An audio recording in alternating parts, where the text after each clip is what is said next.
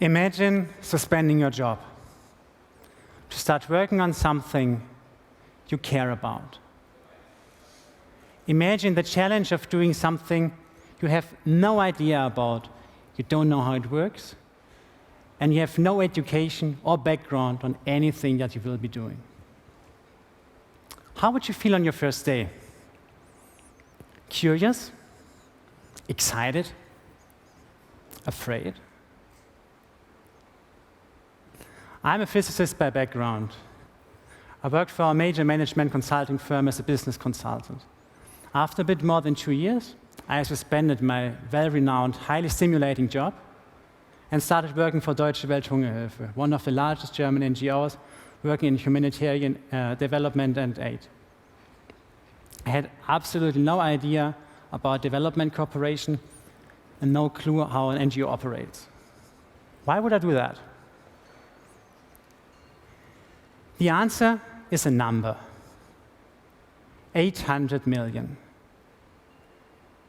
800 million people in the world suffer from hunger and malnutrition. 800 million people do not have sufficient or sufficiently nutritious food. 800 million. That's more than the entire population of Europe. This makes me angry, sad, and it also made me feel powerless. I mean, how could anyone make a difference to that number? But maybe I could make a difference to someone. Maybe I could cause some change. At the very least, I wanted to try.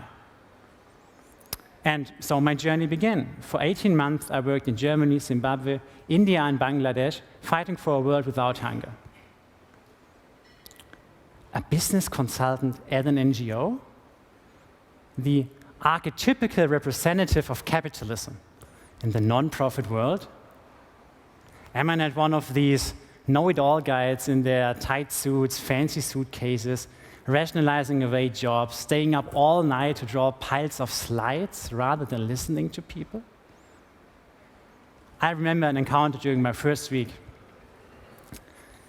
You must be this consultant.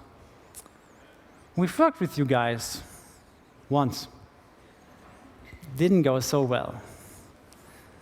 So I knew I had to work extra hard to overcome these judgments and stereotypes, to avoid fulfilling the cliches people were expecting.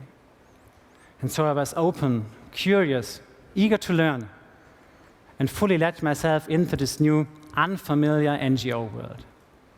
And amazingly, in return, people were open too, and great collaboration emerged. I could work on topics that make a difference to people's lives.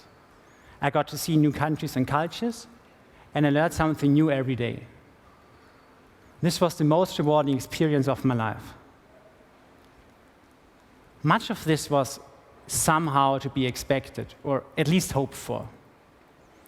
However, there were also some surprising, unintended consequences of me as a former business consultant in the non-profit sector. At one time, I was working with the fundraising department that has the main task of attracting private donations, for example, by sending out letters to households.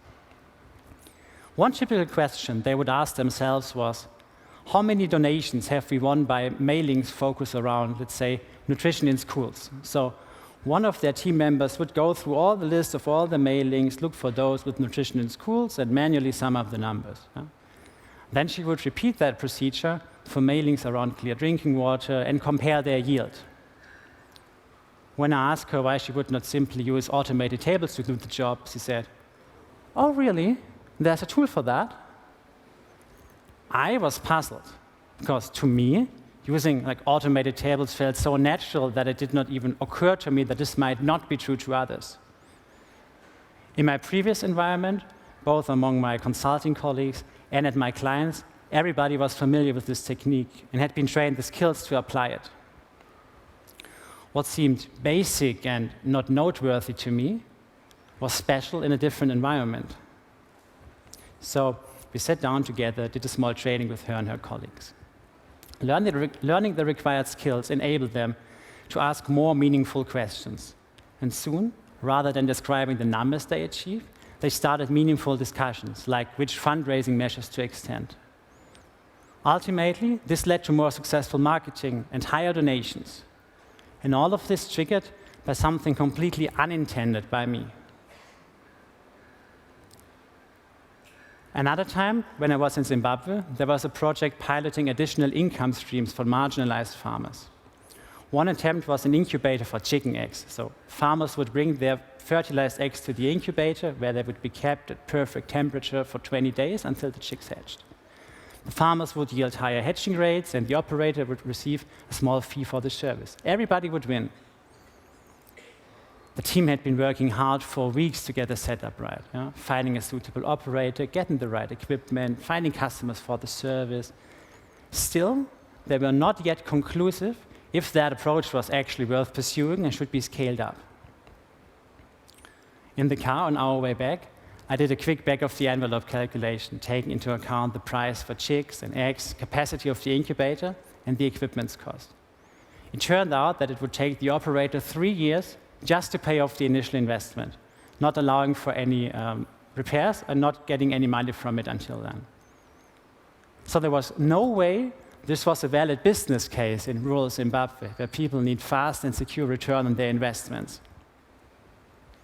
So now it was clear to the team that they need to shift their focus away from that attempt towards one of the other approaches they were testing. The team had been so focused on the technical feasibility and the socio-cultural challenges of the trial that they did not also check the economics.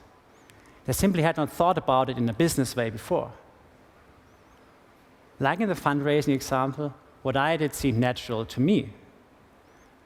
But my colleagues did not even consider doing this, since they were from a very different sector. What do these examples, and there's many more of these, have in common?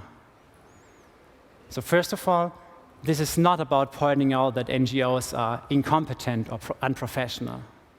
I strongly believe that the opposite is true. From what I have experienced, this particular NGO is very strong and efficient, and annual independent awards attest that.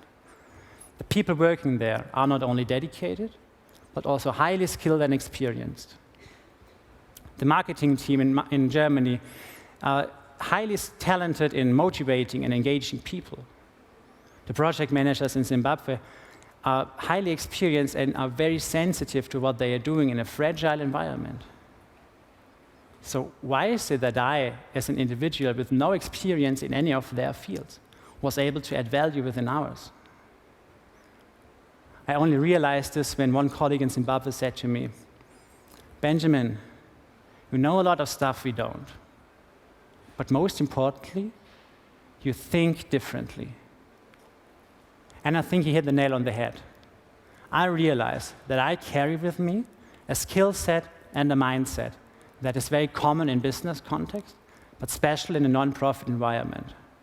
I could add more value by applying what I do in another field, even if it does not strike me as special. This insight got me thinking, shouldn't this then be true for other people as well? Aren't many of us good at what we are doing, be it in business or academics or other fields?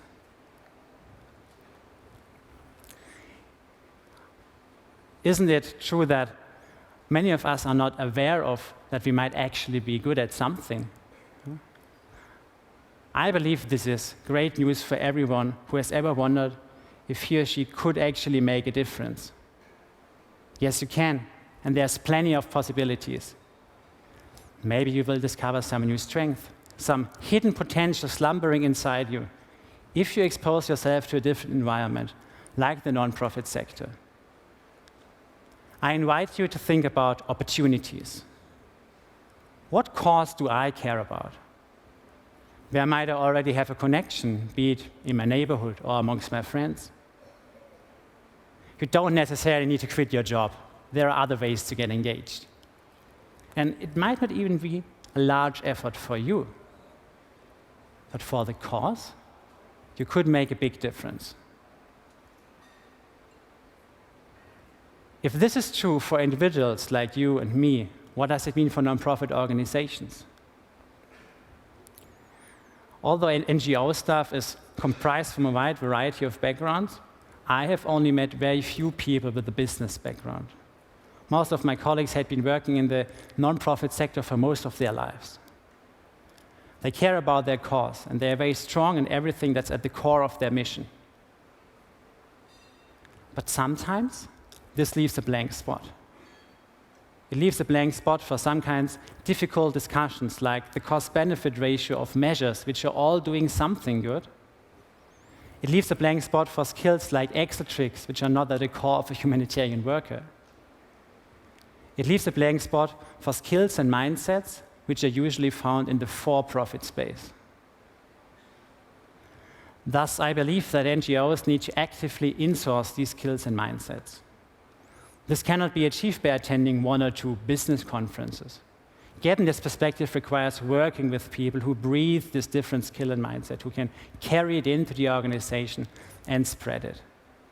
Maybe NGOs should even consider deliberately recruiting few people with an NGO background. Today, after my 18 months have passed, I'm back to management consulting. I've had a highly rewarding time. I learned a lot about the world we live in, which helps me keep things in perspective.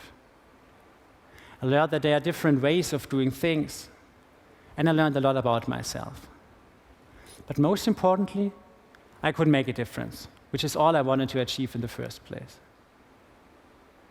I could even make a difference beyond what I was expecting. And that's the reason why I'm back to management consulting for now. Because I believe there are more things to learn, more skills to master, more thinking to be shaped. And this will allow me to make even a greater difference in the future. Because one thing I know for sure, one day I'll be back. Thank you.